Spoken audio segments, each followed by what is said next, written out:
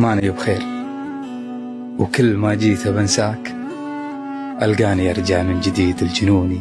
لا تلومني مكتب شعر واتناساك، عن المشاعر في غيابك نسوني. اترك رسايلنا تفاصيل ذكراك، تبت يديهم اشتياقك خذوني.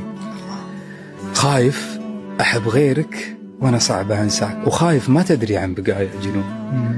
للحين أحبك وأعشقك وأتمناك، للحين أشوفك في عيوني الله. مبسمك وعيونك وطلة محياك، أكثر ثلاثة بالحياة تحبون. الله. تقدر تتخطى شخص كان من أعز الناس لك؟ ما أتخطى، ولكن أحاول أني أعيش الحياة بدونه، ولكن ما أتخطى.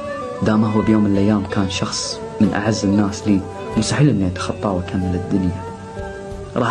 راح أعيش بالحياة، ولكن باحترامي له. زمان كان المطبخ فيه دولاب واحد وفيه كل المواعين وبيطبخوا ليل نهار، ودلوقتي البيت فيه مطبخين والأكل بيطلبوه من السوق.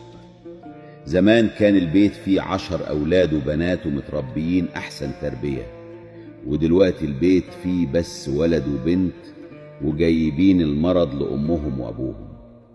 زمان كانت الناس تنام أريح نوم على الأرض، ودلوقتي الفرش غالي ولا يناموا مرتاحين وكوابيس طول الليل.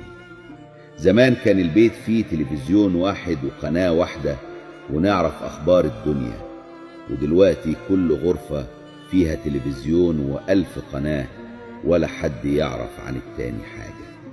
زمان ما كانش حد يعرف حاجة عن الصحة واللياقة، وكنا أصحاء وفي أفضل حال، ودلوقتي الكل بيتكلم عن الرياضة و3/4 الناس تعبانة. زمان كانوا يذاكروا على لمبة جاز ويتعبوا عشان الشهادة، لا حفلات ولا هدايا، وبرضه كانوا فرحانين.